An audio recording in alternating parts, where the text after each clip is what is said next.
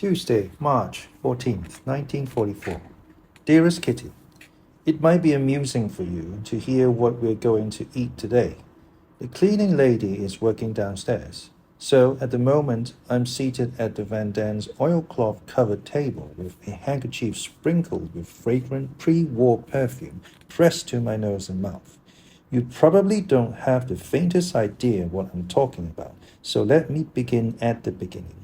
The people who supply us with food coupons have been arrested, so we have just our 5 black market ration books, no coupons, no fats and oils.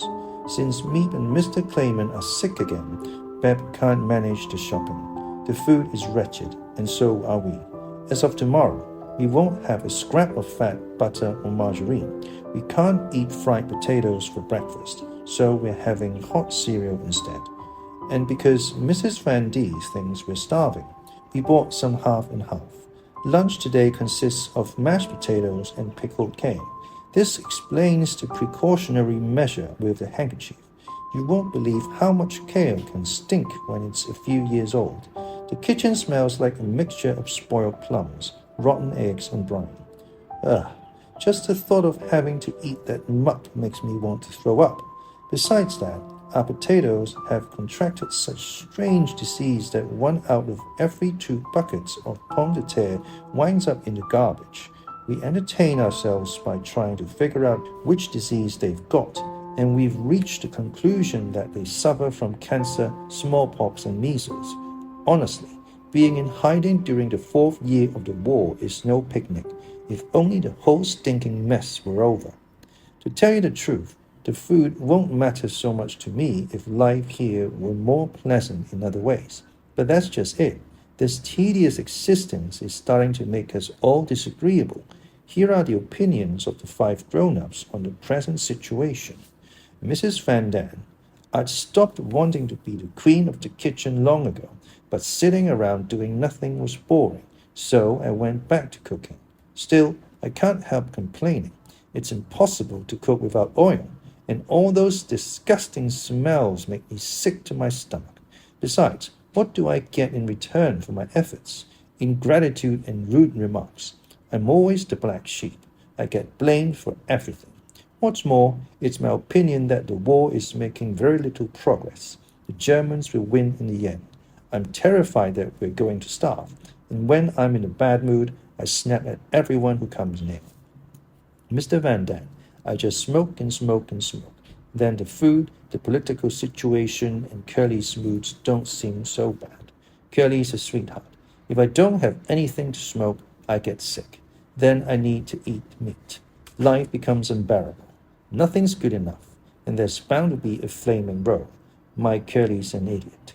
Mrs. Frank, food's not very important, but I'd love a slice of rye bread right now, because I'm so hungry.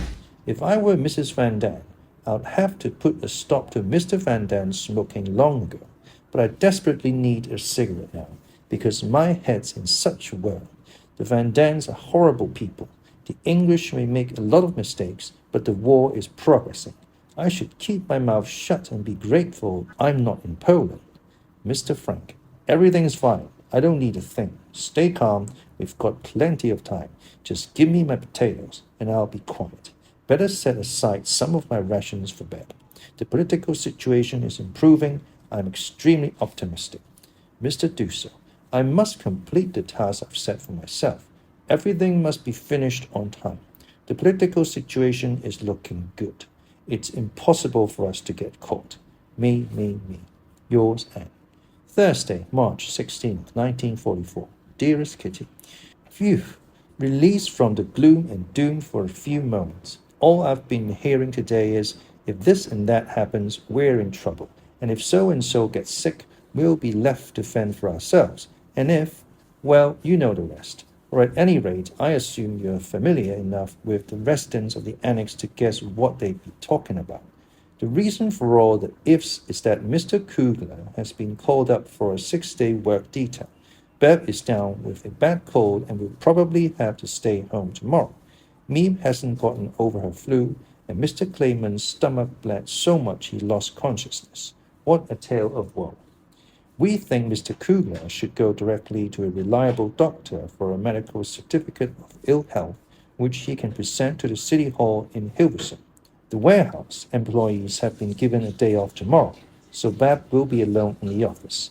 If Bab has to stay home, the door will remain locked, and we'll have to be as quiet as mice so the cab company won't hear us. At 1 o'clock, Jan will come for half an hour to check on us poor forsaken souls, like a zookeeper. This afternoon, for the first time in ages, Jan gave us some news of the outside world. You should have seen us gathered round him. He looked exactly like a print at grandmother's knee. He regaled his grateful audience with talk of what else? Food. Mrs. P, a friend of Meem's, has been cooking his meals. The day before yesterday, Jan ate carrots with green peas. Yesterday, he had the leftovers. Today, she's cooking marrow-fat peas, and tomorrow, she's planning to mash the remaining carrots with potatoes. We asked about Meem's doctor. Doctor, said Jan. What doctor? I called him this morning and got his secretary on the line. I asked for a flu prescription and was told I could come pick it up tomorrow morning between 8 and 9. If you've got a particularly bad case of flu, the doctor himself comes to the phone and says, stick out your tongue and say, ah. Oh, I can hear it. Your throat's infected. I'll write out a prescription and you can bring it to the pharmacy. Good day. And that's that. Easy job he's got. Diagnosis by phone. But I shouldn't blame the doctors. After all, a person has only two hands, and these days there are too many patients and too few doctors. Still, we all had a good laugh at Jan's phone call. I can just imagine what a doctor's waiting room looks like these days. Doctors no longer turn up their noses at the poorer patients, but at those with minor illnesses. Hey, what are you doing here? They think. Go to the end of the line. Real patients have priority. Yours, Anne. Thursday, March 16, 1944. Dearest Kitty, the weather is gorgeous, indescribably beautiful. I'll be going up to the attic in a moment. I now know why I'm so much more restless than Peter. He has his own room, where he can work, dream, think, and sleep. I'm constantly being chased from one corner to another. I'm never alone in the room I shared with Dusson, though I long to be so much. But that's another reason I take refuge in the attic. When I'm there or with you, I can be myself, at least for a little while. Still, I don't want to moan and groan. On the contrary, I want to be brave. Thank goodness the others notice nothing of my innermost feelings, except that every day I'm growing crueler and more contemptuous of mother, less affectionate to father, and less willing to share a single thought with Margaret. I'm closed up tighter than a drum. Above all, I have to maintain my air of confidence. No one must know that my heart and mind are constantly at war with each other. Up to now, reason has always won the battle. But will my emotions get the upper hand? Sometimes I fear they will, but more often I actually hope they do. Oh, it's so terribly hard not to talk to Peter about these things, but I know I have to let him begin. It's so hard to act during the daytime as if everything I've said and done in my dreams had never taken place. Kitty, Anne is crazy, but then these are crazy times and even crazier circumstances. The nicest part is being able to write down all my thoughts and feelings. Otherwise, I'd absolutely suffocate. I wonder what Peter thinks about all these things. I keep thinking I'll be able to talk to him about them one day. He must have guessed something about the inner me, since he couldn't possibly love the outer Anne he's known so far. How could someone like Peter, who loves peace and quiet, possibly stand my bustle and noise? Will he be the first and only person to see what's beneath my granite mask? Will it take him long? Isn't there some old saying about love being akin to pity? Isn't that what's happening here as well? Because I often pity him as much as I do myself. I honestly don't know how to begin. I really don't. So how can I expect Peter to when talking is so much harder for him? If only I could write to him, then at least he'd know what I was trying to say, since it's so hard to say it out loud. Yours, Anne Frank. Friday, March 17, 1944. My dearest darling, everything turned out all right after all. Bab just had a sore throat, not the flu, and Mr. Kugler got a medical certificate to excuse him from the work detail. The entire annex breathed a huge sigh of relief. Everything's fine here. except that Margaret and I are rather tired of our parents. Don't get me wrong, I still love father as much as ever, and Margaret loves both father and mother. But when you're as old as we are, you want to make a few decisions for yourself, get out from under their thumb. Whenever I go upstairs, they ask what I'm going to do. They won't let me salt my food. Mother asks me every evening at 8:15 if it isn't time for me to change into my nightie, and they have to approve every book I read. I must admit, they're not at all strict about that and let me read nearly everything. But Margaret and I are sick and tired of having to listen to their comments and questions all day long. There's something else that displeases them. I no longer feel like giving them little kisses morning, noon, and night. All those cute nicknames seem so affected, and father's fondness for talking about farting and going to the bathroom is disgusting. In short, I'd like nothing better than to do without their company for a while, and they don't understand that. Not that Margaret and I have ever said any of this to them. What would be the point? They wouldn't understand anyway. Margaret said last night, what really bothers me is that if you happen to put your head in your hands and sigh once or twice, they immediately ask whether you have a headache or don't feel well. For both of us, it's been quite a blow to suddenly realize that very little remains of the close and harmonious family we used to have at home. This is mostly because everything's out of kilter here. By that, I mean that we're treated like children when it comes to external matters, while inwardly, we're much older than other girls our age. Even though I'm only 14, I know what I want. I know who's right and who's wrong. I have my own opinions, ideas, and principles, and though it may sound odd coming from a teenager, I feel I'm more of a person than a child. I feel I'm completely independent of others. I know I'm better at debating or carrying on discussion than mother. I know I'm more objective. I don't exaggerate as much. I'm much tidier and better with my hands, and because of that I feel that I'm superior to her in many ways. To love someone, I have to admire and respect the person, but I feel neither respect nor admiration for mother. Everything would be all right if only I had Peter, since I admire him in many ways. He's so decent and clever. Yours and Frank. Saturday, March 18th, 1944. Dearest Kitty, I've told you more about myself and my feelings than I've ever told a living soul, so why shouldn't that include sex? Parents and people in general are very peculiar when it comes to sex. Instead of telling their sons and daughters everything at the age of 12, they send the children out of the room the moment the subject arises and leave them to find out everything on their own. Later on, when parents notice that the children have, somehow, come by their information, they assume they know more than they actually do. So why don't they try to make amends by asking them what's what? A major stumbling block for the adults, though in my opinion it's no more than a pebble, is that they're afraid their children will no longer look upon marriage as sacred and pure once they realize that, in most cases, this purity is a lot of nonsense.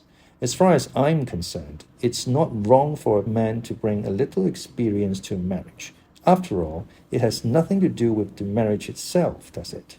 Soon after I turned 11, they told me about menstruation. But even then, I had no idea where the blood came from or what it was for. When I was 12 and a half, I learned some more from Jack, who wasn't as ignorant as I was. My own intuition told me what a man and a woman do when they're together. It seemed like a crazy idea at first, but when Jack confirmed it, I was proud of myself for having figured it out. It was also Jack who told me that children didn't come out of their mother's tummies. As she put it, where the ingredients go in is where the finished product comes out. Jack and I found out about the hymen and quite a few other details from a book on sex education. I also knew that you could keep from having children, but how that worked inside your body remained a mystery. When I came here, Father told me about prostitutes, etc. But all in all, there are still unanswered questions. If mothers don't tell their children everything, they hear it in bits and pieces, and that can't be right. Even though it's Saturday, I'm not bored. That's because I've been up in the attic with Peter. I sat there dreaming with my eyes closed, and it was wonderful. Yours and Frank. Sunday, March 19, 1944. Dearest Kitty, yesterday was a very important day for me. After lunch, everything was as usual. At 5, I put on the potatoes, and Mother gave me some black sausage to take to Peter. I didn't want to at first, but I finally went. He wouldn't accept the sausage, and I had the dreadful feeling it was still because of that argument we had about distrust. Suddenly, I couldn't bear it a moment longer, and my eyes filled with tears. Without another word, I returned the platter to Mother and went to the bathroom to have a good cry. Afterward, I decided to talk things out with Peter. Before dinner, the 4 of us were helping him with a crossword puzzle, so I couldn't say anything. But as we were sitting down to eat, I whispered to him, "Are you going to practice your shorthand tonight, Peter?" "No," was his reply. "I'd like to talk to you later on."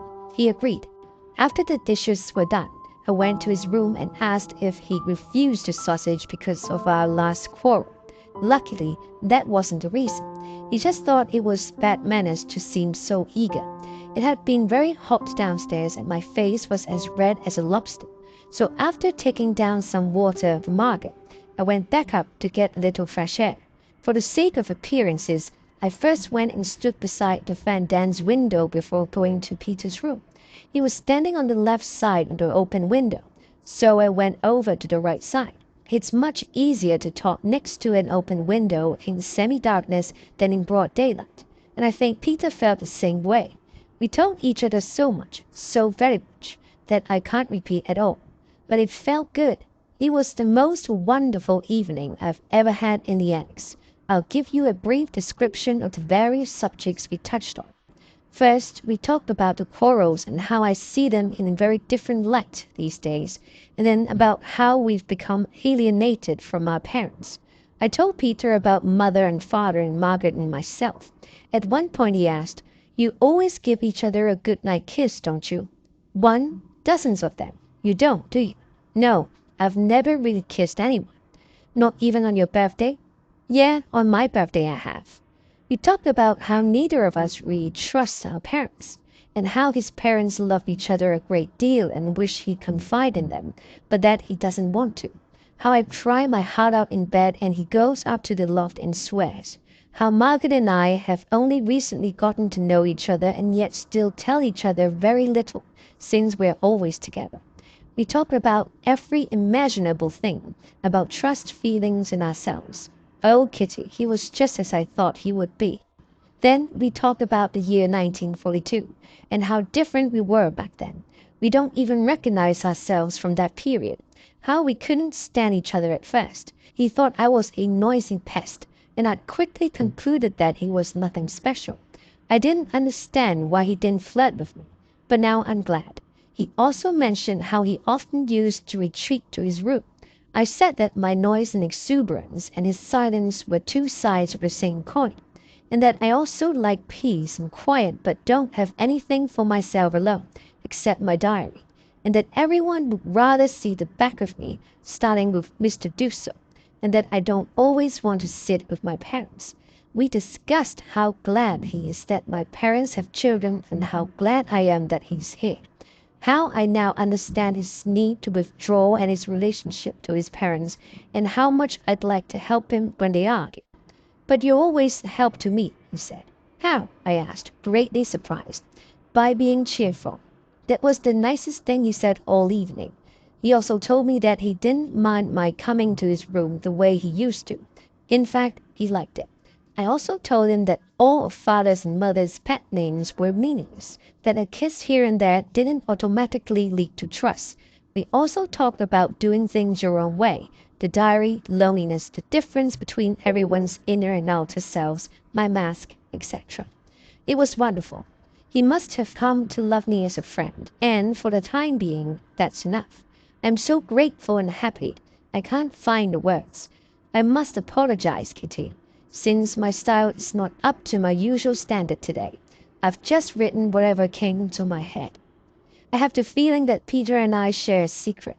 Whenever he looks at me with those eyes, with that smile and that wink, it's as if a light goes on inside me. I hope things will stay like this and that we'll have many, many more happy hours together. Your grateful and happy Em. Monday, March 20th, 1944. Dearest Kitty, this morning Peter asked me if I'd come again one evening. He swore I wouldn't be disturbing him and said that where there was room for one, there was room for two. I said I couldn't see him every evening since my parents didn't think it was a good idea, but he thought I shouldn't let that bother me. So I told him I'd like to come some Saturday evening and also asked him if he'd let me know when you could see the moon. Sure, he said. Maybe we can go downstairs and look at the moon from there. I agreed. I'm not really so scared of burglars. In the meantime, a shadow has fallen on my happiness. For a long time, I've had the feeling that Margaret likes Peter. Just how much, I don't know, but the whole situation is very unpleasant.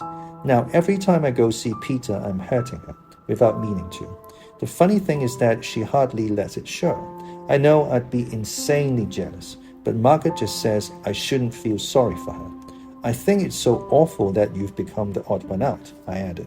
I'm used to that, she replied, somewhat bitterly. I don't dare tell Peter. Maybe later on, but he and I need to discuss so many other things first. Mother slapped me last night, which I deserved. I mustn't carry my indifference and contempt for her too far. In spite of everything, I should try once again to be friendly and keep my remarks to myself. Even Pim isn't as nice as he used to be. He's been trying not to treat me like a child, but now he's much too cold. We'll just have to see what comes of it. He's warned me that if I don't do my algebra, I won't get any tutoring after the war. I could simply wait and see what happens, but I'd like to start again, provided I get a new book. That's enough for now. I do nothing but gaze at Peter, and I'm filled to overflowing. Yours, Anne Frank. Evidence of Margaret's goodness. I received this today, March 20th, 1944. Anne, yesterday when I said I wasn't jealous of you, I wasn't being entirely honest. The situation is this. I'm not jealous of either you or Peter. I'm just sorry I haven't found anyone willing to share my thoughts and feelings, and I'm not likely to in the near future. But that's why I wish, from the bottom of my heart, that you will both be able to place your trust in each other. You're already missing out on so much here, things other people take for granted. On the other hand, I'm certain I'd never have gotten as far with Peter, because I think I need to feel very close to a person before I could share my thoughts. I'd want to have the feeling that he understood me through and through, even if I didn't say much. For this reason, it would have to be someone I felt was intellectually superior to me, and that isn't the case with Peter. But I can imagine you're feeling close to him. So there's no need for you to reproach yourself because you think you're taking something I was entitled to. Nothing could be further from the truth. You and Peter have everything to gain by your friendship. My answer, dearest Margaret, your letter was extremely kind, but I still don't feel completely happy about the situation, and I don't think I ever will. At the moment, Peter and I don't trust each other as much as you seem to think. It's just that when you're standing beside an open window at twilight, you can say more to each other than in bright sunshine. It's also easier to whisper your feelings than to shout them from the rooftops. I think you've begun to feel a kind of sisterly affection for Peter and would like to help him, just as much as I would. Perhaps you'll be able to do that someday, though that's not the kind of trust we have in mind. I believe that trust has to come from both sides. I also think that's the reason why Father and I have never really grown so close. But let's not talk about it anymore. If there's anything you still want to discuss, please write, because it's easier for me to say what I mean as on paper than face to face. You know how much I admire you, and I only hope that some of your goodness and Father's goodness will rub off on me, because in that sense, you two are a lot alike. Yours, Anne.